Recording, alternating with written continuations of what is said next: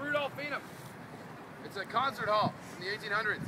Czechs believe it has the finest acoustics of any building anywhere in the world, because they built it. Now, if you've seen the movie Euro Trip, this is the Louvre. Bienvenue. Now, there's a lot of stories about this place, but the best one is about Reinhard Heydrich, Hangman Heydrich, the butcher of Prague. He was actually living and working up in this castle during World War II when he basically was running the country. But he spent a lot of time in this building because of the acoustics. And he liked walking around down here and playing the violin. He was a very talented musician. And he would kind of just walk around and try to think up new and creative ways to be cruel and unusual to Jews and homosexuals and gypsies. And one day he walked outside, he was having a smoke, and he looked up at the building and he noticed that there's statues that go all the way around it. So he started asking questions, and he found out that those are all statues of famous European composers. Beethoven, Bach, and the rest. Now, this is Dvorak here. He's a famous Czechoslovakian one. He's the guy whose music they put on the record that we sent to the moon back in '69. He's freaking on the moon, dog. Now,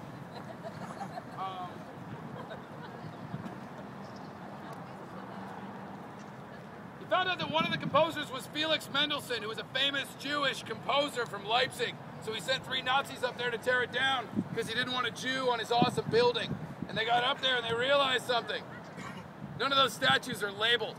It's too far away. So unless you know what Mendelssohn looks like, you got no chance.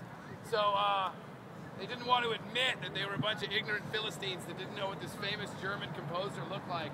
So they decided, in their infinite Nazi wisdom, to destroy the statue of the composer with the biggest nose. It's science. Now, they found one that had a bigger nose than the rest of them. And they all posted up behind him and just, smash! Cloud of smoke, chunks of concrete, composer everywhere. Nazi high five. And they found out 2 weeks later that it was Wagner, who was Hitler's favy, because he was a crazy anti-Semite too. Now, Heydrich's death story, the way Heydrich dies, is one of my favorite stories. Not one of my favorite Prague stories or World War II stories. It's just one of my favorite stories to tell, full stop. And I've got solid stories starring me, like I was in a bar fight in Uganda. That's one of my favorite stories to tell. But Heydrich's death story is better than that story.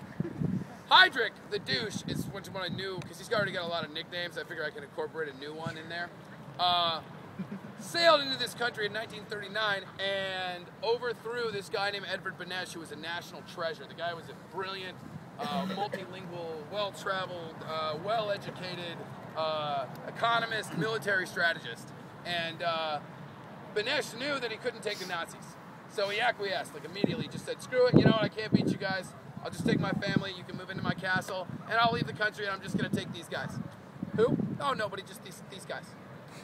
Who? Just these guys. 500 of the most badass Czechoslovakian soldiers you can get your hands on. And he takes them to England to work on his revenge strategy, which was kill Heydrich in a painful way. And let him know it was me. Yeah? He wanted the guy gutted from the nuts up and just have somebody go, this is a message from Beneš, bitch. But Beneš was all holed up in a castle that's fortified in a major, he had a Nazi army. He imported 1.1 million Nazis into the country. He had an entourage, you know, armored. He was not to be messed with. So Heydrich worked on this plan Beneš worked on this plan for 2 years. He took those 500 guys to England, and the English bankrolled this program. The idea was to train these 500 guys in everything that they would ever possibly need to kill Heydrich. They learned weapons training, how to disassemble, reassemble every weapon in Europe. They learned hand-to-hand combat.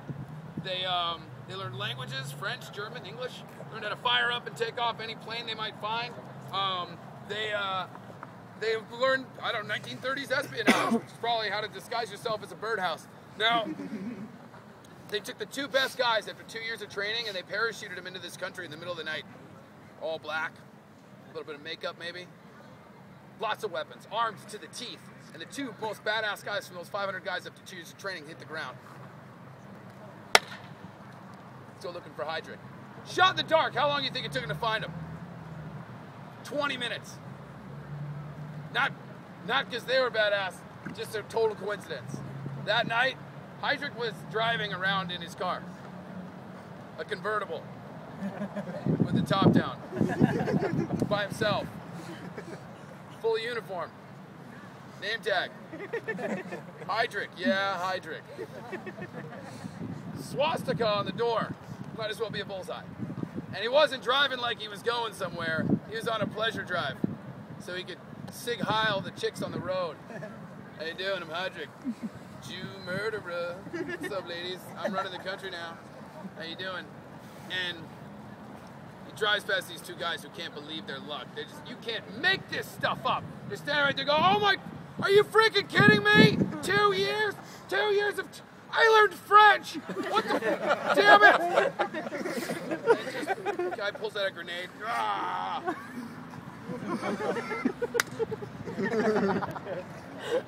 Boom. Here's the thing. The grenade bounced off the back seat, went underneath the driver's seat, exploded. He does a triple gainer out of his own car, 10 points, goes into the opposite side of the road, gets hit by an oncoming car, slides into the gutter. Doesn't die! Ambulance pulls up, grabs him, throws him in the back. Keep him alive for like a week. The thing that saved his life / ultimately painfully killed him was his chair. The seat in his car was made out of a very luxurious at the time horsehair cushion.